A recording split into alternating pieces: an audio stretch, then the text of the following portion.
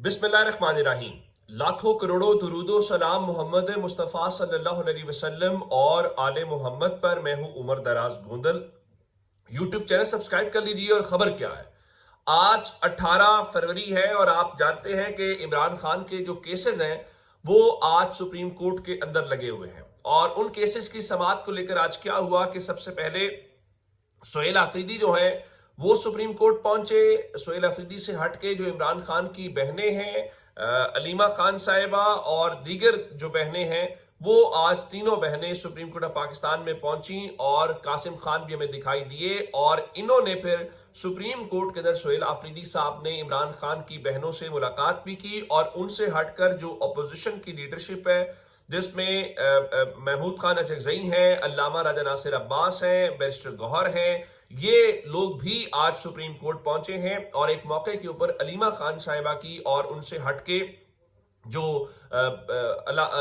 महमूद खान अचकजई हैं उनकी मुलाकात भी हुई, आपस में इस्लाम दुआ भी हुई और हाल अहवाल भी पूछा। अब इमरान खान के केसेस की समाअत के लिए ये लोग पहुंचे हुए हैं। जाहिर है उनका मैटर ये है कि सुप्रीम कोर्ट क्या ऑर्डर जारी करती है और सुप्रीम कोर्ट इमरान खान की सेहत को लेकर या बाकी चीजों को लेकर। अब मैं आपके सामने जो इस वक्त इंपॉर्टेंट डेवलपमेंट इस रखना चाहता हूं कि ये तो सो हो रहा है, लेकिन आज सुप्रीम कोर्ट के एक और बेंच ने, ये साइफर वाला बेंच नहीं, एक और बेंच में हमने आज सुप्रीम कोर्ट के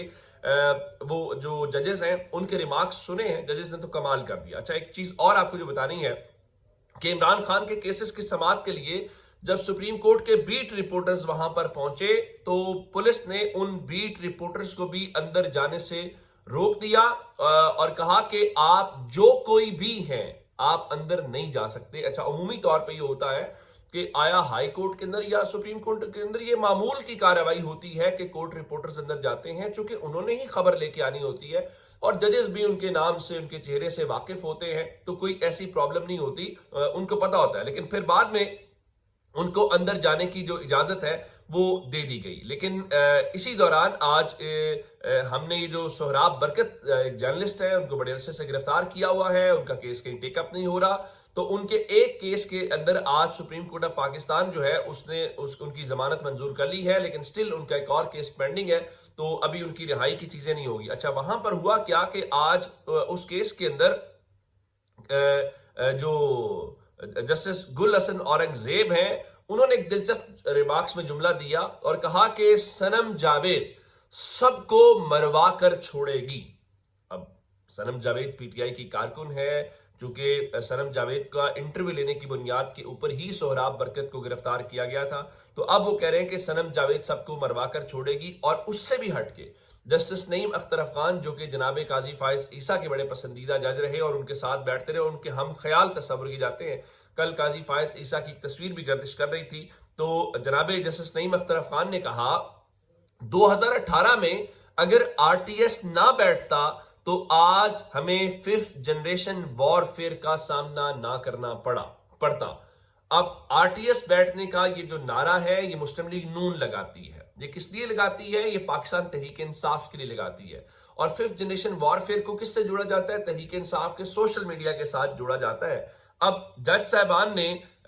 ये जब बयान दिए या ये रिमार्क्स दिए तो मेरे जहन में आया कि अब ये मुस्तकिल हो चुके हैं। गुल हसन औरंगजेब साहब भी और नईम अख्तर अफगान साहब तब सीनियर जजेस में चले गए, तो अब इसके बाद क्या हो रहा है? अब हो सकता है उनकी अगली तरक्की जो है फिर वो आईनी अदालत के जजेस के तौर के ऊपर ही रह गई है, उससे हटकर तो कोई चीज जो है वो हमें नजर नहीं आती कि उससे हटके भी अब जजेस के जहन में कुछ होगा जिसकी बुनियाद के ऊपर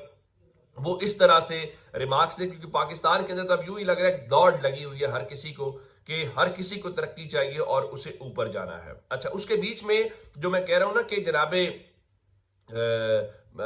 अली अमीन गंडापुर को बहुत बहुत मुबारक हो। अली अमीन गंडापुर जो हैं वो मुसलसल टीवी टॉक शोज के अंदर जा रहे हैं और भरपूर इंकिशाफात कर रहे हैं। कमाल बात यह है कि वो जो इंकिशाफात कर रहे हैं टीवी शोज को, उसके लिए ज़ाहिर मसाला मिल रहा है। और पीटीआई के लिए, चूंकि पीटीआई के हक में तो बात कोई हो नहीं सकती ना, तो अब चूंकि पीटीआई की नेगेटिविटी देखनी है, इख्तलाफात देखने हैं, लड़ाइयां देखनी है, ये देखना है, तो ऐसे में वो कहते हैं ना जैसे आग है और आग को तेल चाहिए जरा जलने के लिए, तो जनाब अली अमीन गंडापुर वो तेल फराहम कर रहे हैं। और उसके बाद हुआ क्या है اب بجائے اس کے کہ عمران خان کی صحت کے اوپر بات ہو، بجائے اس کے کہ دیگر چیزوں کے اوپر بات ہو، اب اس کے اوپر خاص کر جو وزراء ہیں وہ بھی، اور ٹی وی ٹاک شوز کی جو ڈیبیٹ ہے وہ جناب علی امین گنڈا پور کے ان انکشافات کے اوپر چلی گئی ہے، تو ان کو مبارک بنتی ہے کہ انہوں نے بڑے اچھے طریقے سے جو مومنٹم ہے اس کو شفٹ کیا ہے، اور رات کو انہوں نے پھر مختلف ٹی وی ٹاک شوز کے اندر بیٹھے، اور یہاں پر ایون وہ انہوں نے محمد مالک صاحب کے شو کے اندر کہا کہ 3 بہنیں شیخ وقاص اکرم، عمر ایوب، شبلی فراز، حامد رضا، ایک دو اور بھی ہوں گے، میں نے عمران خان کے لیے تینوں بہنوں کو ہاتھ جوڑے، پھر انہیں ہاتھ جوڑ کے ٹی وی شو میں دکھائے، میں نے کہا کہ اللہ رسول کا واسطہ ہے اس کو باہر آنے دو، یہ آپس کی لڑائیاں ختم کرو۔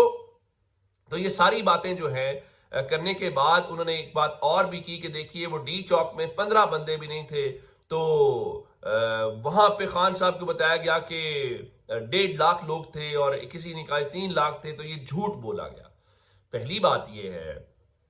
یہ زیادہ مسالہ ڈال رہے ہیں اب علی امین گنڈا پور نا، اور زیادہ محاذ کھول رہے ہیں، ظاہر ہے عمران خان کی بہنیں ٹارگٹ ہیں، اس میں تو کوئی دوسری رائے نہیں ہے۔ پھر انہوں نے سلمان اکرم راجہ کو جس طرح سے کہا کہ مجھے دینا ہے نوٹس دو، یہ ہے فلاں ہے، اور اس کے بعد انہوں نے کہا جی عمران خان نے اوورسیز کے ساتھ ایک مذاکراتی سلسلہ شروع ہوا، نمائندے آ کر ملے تو شہباز گل صاحب نے ان کو غدار ڈکلیئر کر دیا۔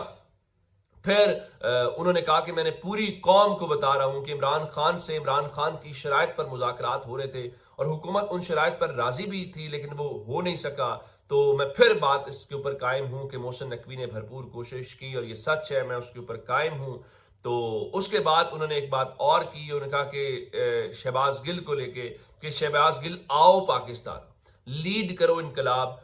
عمران ریاض صاحب آپ کھوتے پر بیٹھ کر افغانستان پہنچ گئے ہو، تو اب انہوں نے عملاً جو ہے ان کو اب جو شہباز گل ہیں ان کو تانے دیے، اور اس کے بعد عمران ریاض صاحب کو دیے۔ بات بڑی واضح ہے،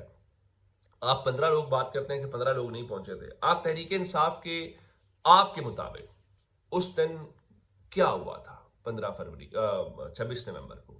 تحریک انصاف کے لیڈر ہونے کے ناطے آپ بتائیں آپ کا کیا کلیم ہے، کتنے لوگوں کی جان گئی آپ یہ بھی بتائیں، کیا وہ 15 لوگ تھے، کیا وہ 5 لوگ تھے، کیا وہ کوئی بھی نہیں تھا؟ بتائیں نا، آپ اس پہ سچ بولیں۔ ایک بات، دوسری بات کہ وہ فلاں کھوتے پہ بیٹھ کے چلا گیا، آپ جو عمران ریاض کے ساتھ ہوا ہے وہ علی امین گنڈا پور کے ساتھ ہوا ہے، اور یہ باتیں کہنا اس طرح سے، اور اب آپ کو اٹینشن مل رہی ہے۔ عمران ریاض نے تو وزیر اعلیٰ نہیں بننا تھا، عمران ریاض تو آج بھی کسی عہدے کے لیے نہیں ہوگا، ان سے اختلاف ہو سکتا ہے، مجھے بھی ہو سکتا ہے، انہیں میرے سے ہو سکتا ہے، یہ انسانی وہ ہے، اس میں نیچرل بات ہے، ہم ایک دوسرے سے پوائنٹ آف ویو اختلاف کریں، بس عمران ریاض بھائی کہ یار یہ ہونا چاہیے، میرا خیال ہے کہ یہ نہیں، کہ یہ ٹھیک نہیں ہے، یہ ہو سکتا ہے، اس میں کوئی بات نہیں، 2 بھائیوں میں 2 بہنوں میں بھی اختلاف ہو سکتا ہے، اور اختلاف ہونا اچھی بات ہے، انسانیت کے زندہ ہونے کی بات۔ لیکن اس طرح سے ٹی وی کے اوپر بیٹھ کے رگڑنا لوگوں کو، یہ آپ کیا کر رہے ہیں؟ یہ آپ صرف اور صرف تحریک انصاف کے اور عمران خان کے مخالفین کو، وہ جو ہم سوشل میڈیا کی زبان میں کہتے ہیں نا، کنٹینٹ فراہم کر رہے ہیں۔ آپ کے کنٹینٹ فراہم کرنے سے مسالہ ضرور مل رہا ہے، لیکن جتنی جلدی میں علی امین گنڈا پور لگ رہے ہیں، میں صرف ایک وہ کہنا چاہتا ہوں، جو رات کو سینئر صحافی نصرت جاوید صاحب نے تبصرہ کیا، وہ ان کا کہ پنجابی کی ایک مثال ہے نا، سارا پنڈ مر جائے تب بھی، مطلب ایک وہ مراسی تھا تو انہوں نے کہا بھی مر گیا، انہوں نے کہا سارا پنڈ بھی مر جائے نا تو آپ چودھری نہیں بن سکتے۔ تو اس محاورے کی مثال میں دیکھا کہ فرض کرو کہ اگر سہیل آفریدی کو عہدے سے ہٹا بھی دیا گیا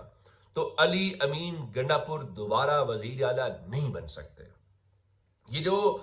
وہاں پر ایک سہیل آفریدی کو ٹیز کیا جا رہا ہے یا ان کا ماحول بنایا جا رہا ہے،